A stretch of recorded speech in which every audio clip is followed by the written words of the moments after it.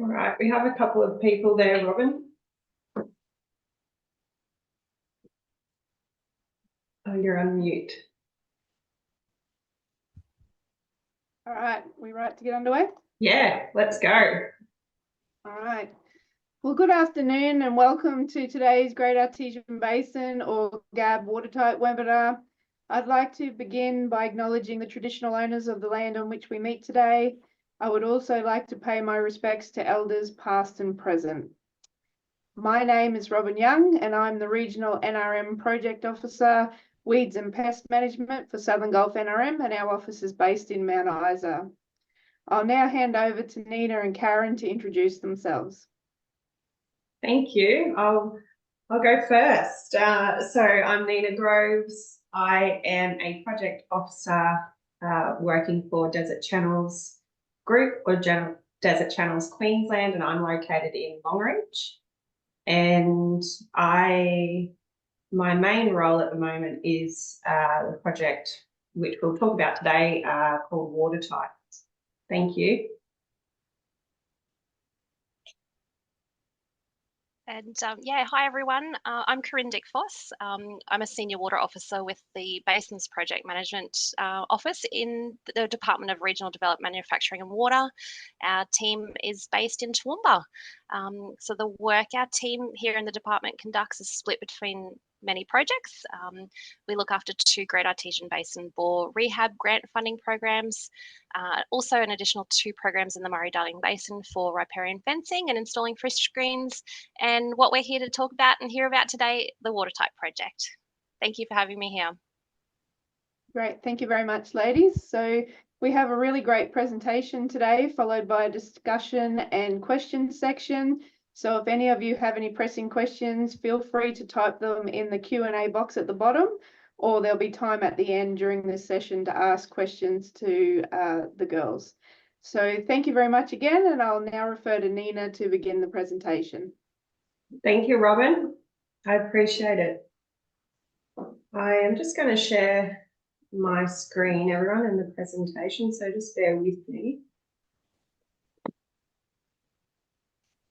Okay, can you see that all right?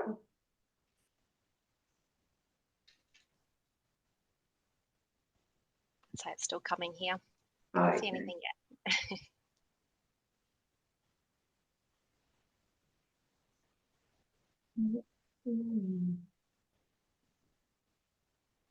There we go. There we go. Yep. Yep. Right. Yep. All right. Okay. So hello again, everyone. I just want to say thank you very much for your time and joining us today for this webinar. We really appreciate it. Firstly, I would like to acknowledge the Inangai people, elders past, present and emerging, from the land which I am presenting to you from today in Longreach. So let's now talk about protecting the Great Artesian Basin.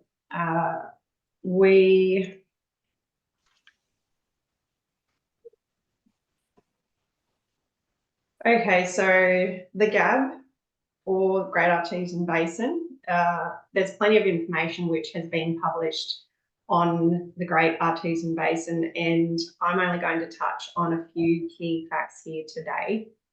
And I think if you have not already done so, please take a look at the Business Queensland website link, which you can see here on the slide down the bottom. It provides additional information and different links to the relevant areas of the department's website. So it's very helpful. I suggest go having a look at it if you haven't already done so. So the Great Artesian Basin is one of the largest underground water sources in the world and Australia's largest groundwater basins. The only reliable resource of fresh water throughout much of inland Australia, as we know it, and about 65% of the basin lies within Queensland. Each year, about 150,000 megalitres of water from the basin is taken for livestock and domestic purposes. And 64% of this is lost through evaporation and seepage in open air drains. The water loss from uncapped bores and uncontrolled water flows have resulted in reduced pressure and significant environmental challenges. However, the pressure loss is being recovered thanks to capping and piping works completed so far, and some springs are beginning to flow again.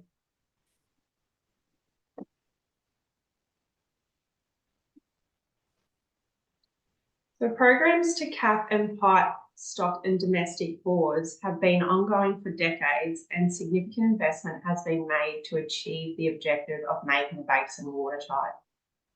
The groundwater pressure is increasing in the Great Artesian Basin, and thanks to this capping and piping work, the increased water pressure is resulting in the re-emergence of natural springs and wetland ecosystems. And naturally, this is providing important habitats for our native wildlife and plants.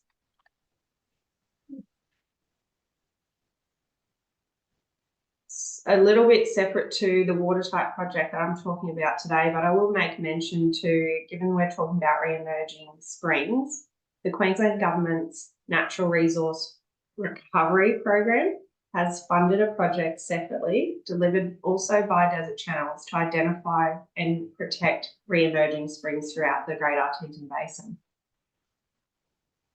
We do have information further about re-emerging springs, and you can feel free to have a look at our website at a later date. Part of what has made this possible is the reduction that is in place, rather than reduction, I should say regulation. So part of what makes it possible for these springs to begin emerging is the regulation that is in place to protect the basin. So I'm going to just touch on a little bit of the regulation here today. And the Queensland Government protects water supplies in the basin through the Great Artesian Basin and other regional aquifers water plan. Here, so to date, the state government, the Commonwealth and landholders have invested approximately $239 million in this rehabilitation program, with 749 bores rehabilitated and nearly 15,000 kilometres of bore drain decommissioned and replaced by piped reticulation. Despite the success, there is still outstanding projects, and by projects I'm referring to sites or bores and bore drains within Queensland that require works to be rehabilitated or replaced. And around 209 free-flowing bores remain uncontrolled.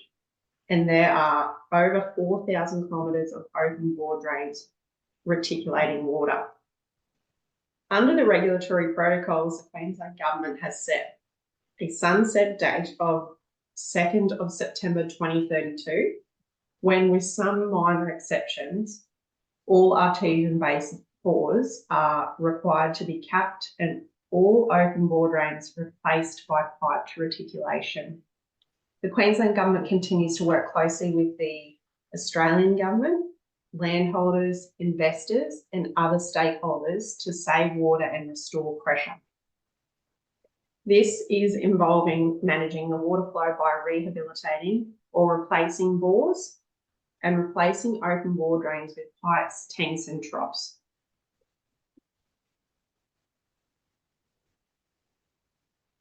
So let's take a look at some definitions here for controlled and watertight. It's important for us to look at and understand what the definition of controlled and watertight actually is. So here we're talking about section 29(2) of the water plan, and the definition is as outlined here. The meaning of controlled is a water bore is controlled if it is a sub-artesian bore or an artesian bore that has permanent headworks controlling the flow of water from the bore, or an artesian bore and water from the bore no longer flows naturally to the surface. Okay, so that's the definition for controlled. And then we also looking at the definition for a water bore that is considered watertight and watertight delivery system in full. The bore is controlled and water taken from that bore is distributed by a pipeline to a trough that contains the water, and the following are maintained in a way that minimises the loss of water. The bore, pipeline and trough, and any cooling pond or storage tank mentioned in this subsection 3 here. Okay, so please consider these definitions in your own time and understand what this may mean for your system. And if you're seeking further information about this, we can talk about how you go about that at the end.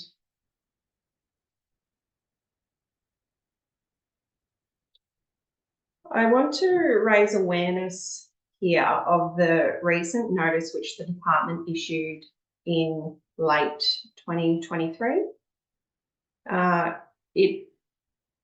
This one is a notice to install a watertight delivery system. So the department undertook a review and they determined the following.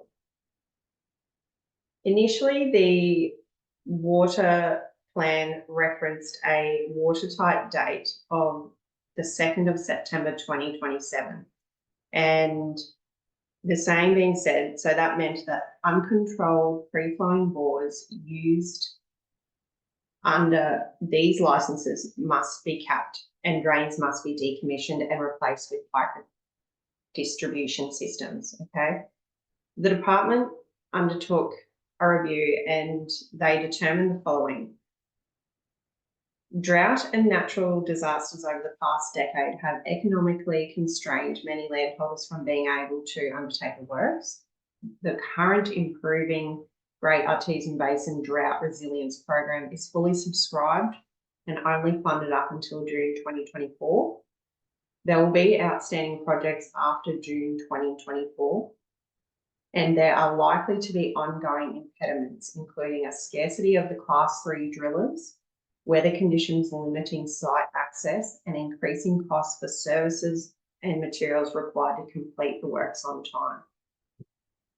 So based on those findings, the department decided to change the date by which the watertight delivery system must be installed for the licenses containing relevant conditions. So the new installation date is the 2nd of September 2032. Again, this notice is available on the internet, and we can talk about how we go about that further information at the end.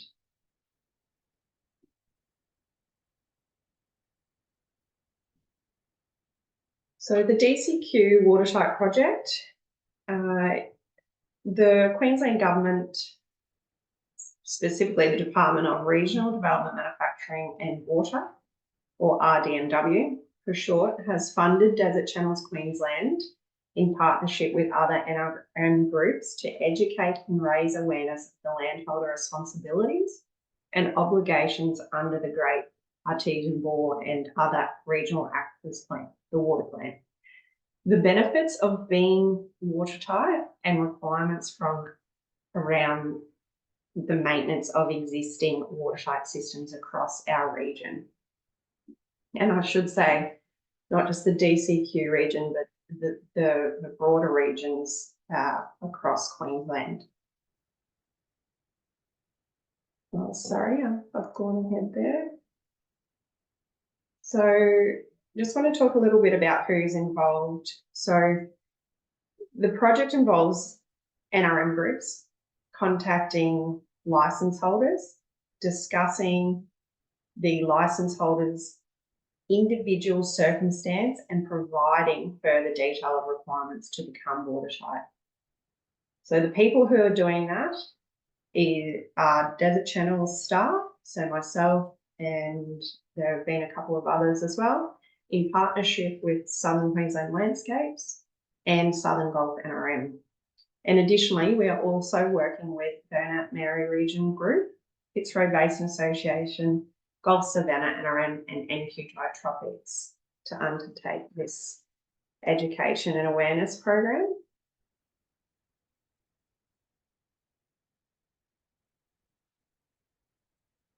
Okay, your requirements and options. So if you have a non-watertight bore or bores and or bore drains on your property, you need to undertake progressive steps in making your system watertight. So in itself, sorry, I should say that will look differently for everyone. And I understand that depending on the circumstances for different landholders with their systems, they might be, progressed at different stages towards making their system watertight. Land managers located in the GABORA plan area, so the water plan, which we referred to earlier, located in those areas that have self-funded their own rehabilitation and piping work can make an application to take and use up to 30% of the water saved as an allocation to be used for any purpose. Land managers can make an application under the Great Artesian Basin Rehabilitation Program to receive a subsidy to undertake capping and piping work. While a note funding isn't available currently, land managers can register their interest for follow-up when the funding does become available. I should say that when funding may become available. Land managers can also provide their details to the department for provision to third parties who are looking to undertake work as part of the government requirements to make good, or entities looking to undertake the philanthropic contributions. In special circumstances, bores that support significant cultural or environmental values may be exempt from being made fully watertight. If it is believed that a bore-fed wetland has significant environmental, cultural, or social benefits, an application can be submitted to the department for assessment and possible continuation of that activity.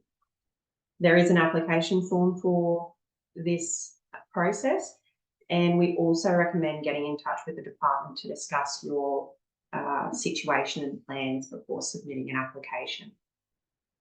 If a previously ceased to flow bore begins to reflow, you must notify the department, and you can do that by contacting the local office or emailing the Water Hub at rdmw.qld.gov.au.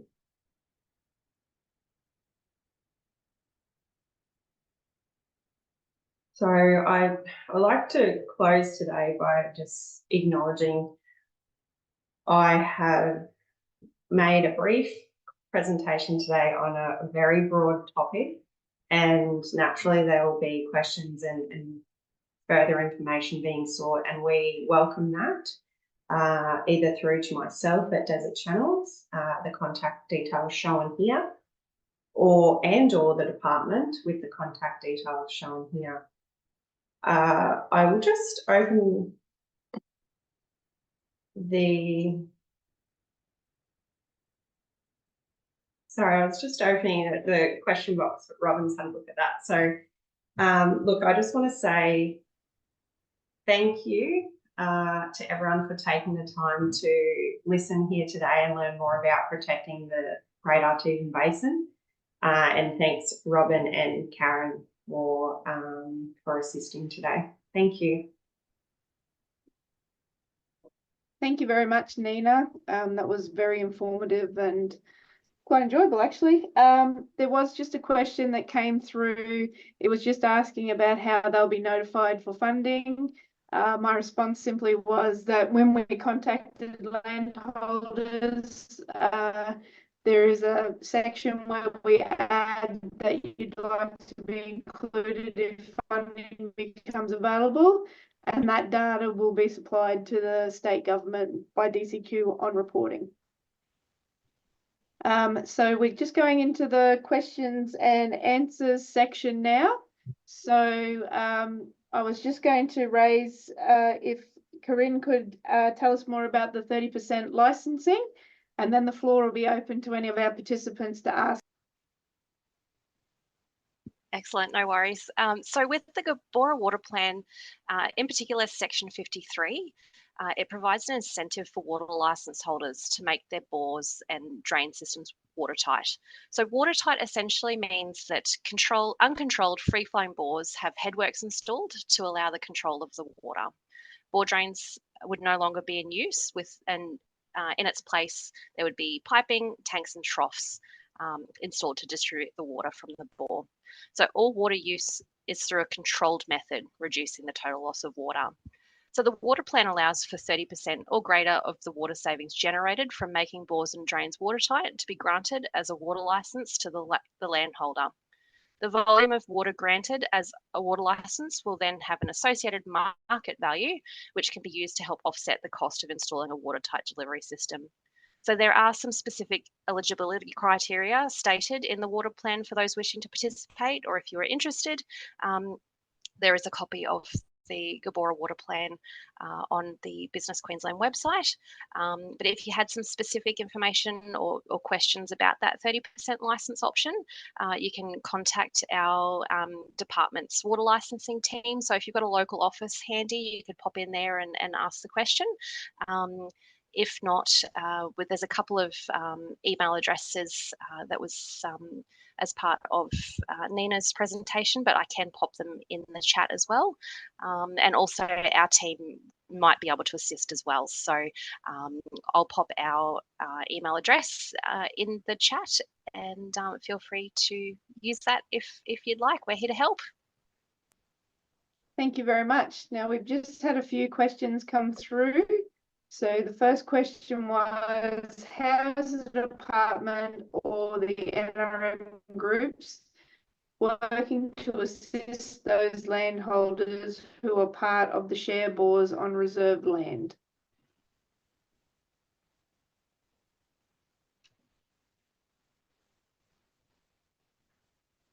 You're muted, Nina.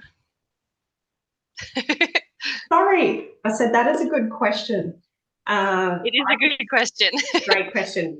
I may not have a full answer to this, but I will provide a short response, and then I'll hand over to Corinne if you've got anything extra.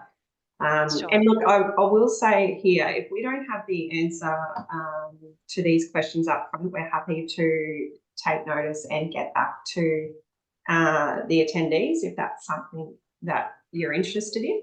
In any case, how is the department or the NRM groups working to assist those landholders who are part of a shared bores on reserve land? Like I said, good question. We, from the watertight project or the NRM perspective at the moment, we will be simply making contact with the licence holder initially. What we find is that sometimes the situations are more complex, and in those situations we are providing the information that we have at hand, that we know from the department. Should we need to take on notice or seek further guidance from the department, we do that. I'll just check if Karen has something on this to add before we go on to the next one, Robin. Yeah, sure. So basically, we do have the capacity. Part of our current funding program that we do offer that is in its last year at the moment. We have had landholders that do access share bores put in applications for funding. That's not a problem. It's certainly something that is able to be done. Yes, so I guess it just all depends on the individual circumstances. But yeah, funding wise, that's not an issue.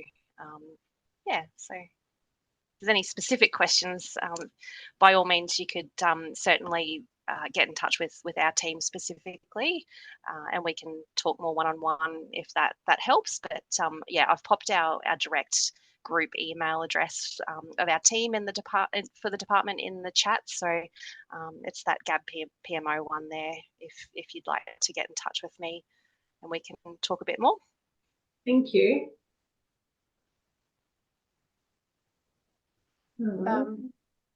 Okay, so if you have some specific questions, by all means, get in contact with that email address. So the next question was, how is the department or NRM groups working to educate landholders that have not been receptive to the information this far? Okay, again, I can start here. So definitely, again, great question. We as the NRM groups have had situations where we have been confronted with people who aren't so receptive to the information for many different reasons. And for us, from the education and sharing information, I guess, perspective, we try our best. We like to, I'm just going to say, we like to make it as as least intimidating process as possible, and we also offer the possibility or the option for the license holder that we won't necessarily disclose the information to the department if that's something that they do not wish for us to do. So it might be that we still are able to share the information across to the license holder, and at least then they have the knowledge of what the requirements are. Beyond that, we are basically trying outside of hours to contact people who, it simply might be that we're, ships in the night, we're contacting people at 9 a.m. They're not at home until 6 p.m. So, we're doing operational response tactics like that. And yeah. So Karen, I don't know if you have a take on that from the department's perspective. Yeah, look, we understand that there might be some people out there that aren't receptive to this information, and that's fine. That's their choice. But yeah, we've certainly got to try to get that word out there about watertight and the requirements under the GABORA water plan. So and this project has seen many means of communication, so there's been plenty of options for people to find out more information.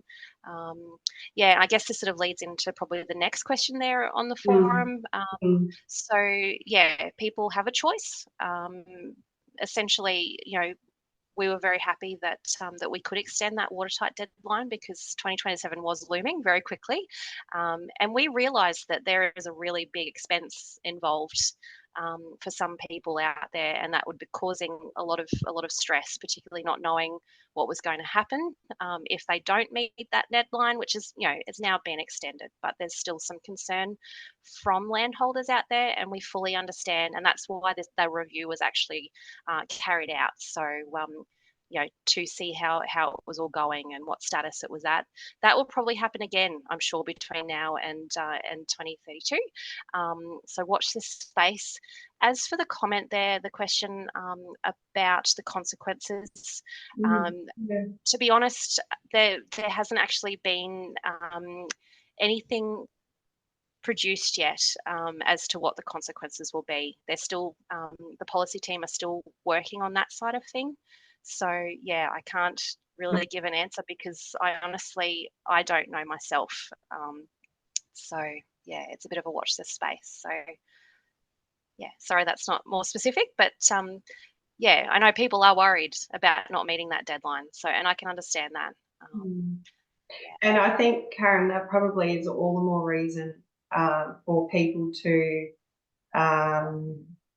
get in touch with the department about their circumstances now, if it is they've got a complex for example, a complex bore and of technical nature, and you know, they're out there. yeah, and we know they're out there. So, and all the more reason to Yeah. raise that now, and be Definitely. as proactive as possible in, Yeah. you know, trying to make that date, and at least then the issues that talked about early on. Yep, and we're keeping everything crossed. We're in the last year of our funded program at the moment for grant funding for the rehabilitation side of things. So we're fully committed for this final year, but we're just waiting to hear back from the Commonwealth about a new program. We're keeping everything crossed that that's going to get up and running, because there is still a huge demand from landholders out there that need that helping hand with the expense associated. So if anyone was interested in putting their names on the mailing list for if we do get funding and we do another call for applications for projects, we can certainly pop your details on the list. And that way you'll be kept informed if we do get any more opportunities. So yeah, if you wanted that, just certainly just use that email address that's in the chat, or let Nina or Robin know. Yeah, thank you. Thanks very much. Just one final question before we go, and it was just in regards to the shared bores. Is there a functional capability to mediate or coordinate the watertight conversation? Can you ask that again, Robin? Sorry. No, that's okay.